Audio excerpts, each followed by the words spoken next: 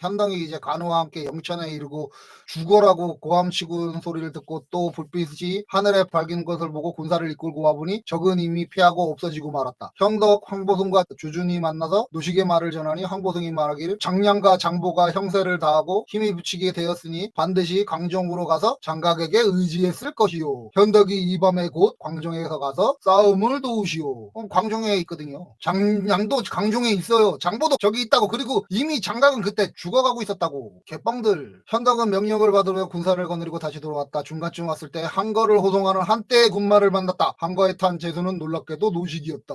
현덕이 크게 놀라 말에서 구르듯이 뛰어내려 그 용보를 물었다. 노식이 말하기를 내가 장각을 포위하여 장착파하려고 하는데 장각이 막 요술을 써서 그 바람에 이기지를 못했다. 조정에서 항문 하함관 자풍이 와서 사실을 조사했는데 나에게 뇌물을 내놓으라고 했다. 내가 답하기를 군량도 오히려 모자라는데 나에게 천자의 사신을 받을 돈이 어디 있겠소 라고 했더니 자풍이를 괘씸하게 여기며 조정에다가 내가 보루를 높게 쌓고 싸우지 않고 군심을 게으르게 한다고 말해서 영재가 진노해서 중령장 동탁을 보내서 내 군사를 대신 거느리게 하고 나를 잡아서 서울로 돌아가 죄를 물을 것이다 라고 해요. 장비가 그 말을 듣고 크게 성을 내어 호송하는 군인을 베고 노식을 구하자고 했으나 현덕이 급히 말리게 말하기를 조정에도 공론이 있을 것인데 내가 어찌 이렇게 서두르느냐 하였다. 군사들이 노식을 둘러싸더니 가버렸다.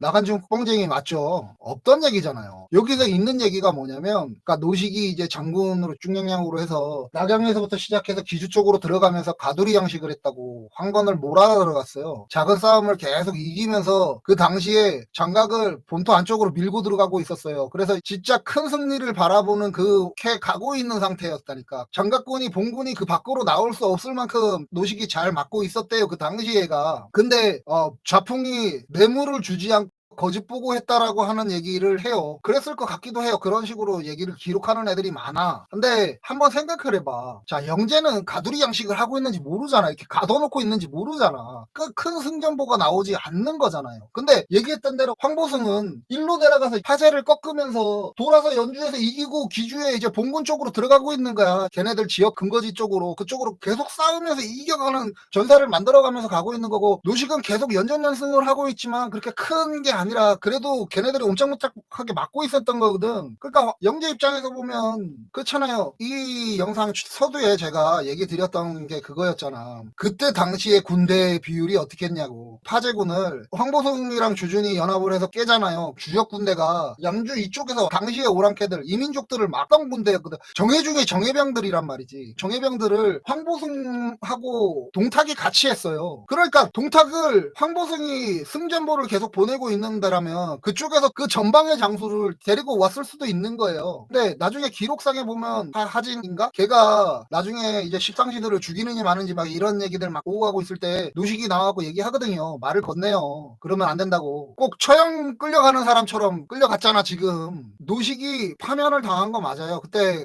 좌풍 황간이 전했던 것도 맞아요. 그때 지금 얘기했던 그대로 성물 보루를 높게 쌓고 나가서 싸우려고 하지 않는다. 딱 이거는 정석인 거야. 그게 어떤 목적이느냐에 대해서 전달을 잘못했거나 아니면 진짜 뇌물을 달라 그랬는데 안 줘서 거짓을 고했거나 둘 중에 하겠죠. 근데 노식이 하고 있었던 행위가 그거였어요. 가두리 양식. 저쪽에서 본진으로 몰아놓고 싸우고 있는 상태. 없던 애들이 여기 와서 노식을 보면서 그딴 얘기들 하고 있는 것도 그렇지만 저것도 그렇죠. 어쨌든 동탁으로 교체된 건 맞아요. 근데 그 당시에 동탁은 황보승이랑 같이 이쪽에서 흉노랑 강족 얘네들을 그러니까 이민족이 준동하는 걸 막고 있었던 나라에서 말하면 정예중에 정예인 군대를 이끌던 장군이었단 말이지. 아무튼 그렇습니다. 간우가 말하기를 노신중량예상은 이미 체포되었고 다른 사람이 군대를 영도한다 하니 우리는 가서 의지할 데가 없습니다. 탁군으로 돌아가는 것이 좋겠습니다. 라고 했다. 현덕이 그 말을 따라 마침내 군사를 이끌고 이쪽으로 갔다. 행군한 지 이틀이 지나지 않아 갑자기 산 뒤편에서 고함 소리가 크게 들렸다. 현덕이 관우 장비와 함께 말을 모아 언덕에 올라가서 바라보니 한 나라의 군세들이 대패하고 뒤로 들판 가득히 황건적이 땅에 덮여오는 것처럼 보였다. 깃발에 천공장군이라고 크게 쓰여 쓰여 있었다. 현덕이 말하기를 이것이 장각이다. 빨리 내려가서 싸우자 하고 세 사람이 날듯이 날아서 군단을 거느리고 나아갔다. 장각이 이제 막 패퇴시키고 막 이렇게 달려들고 있으니까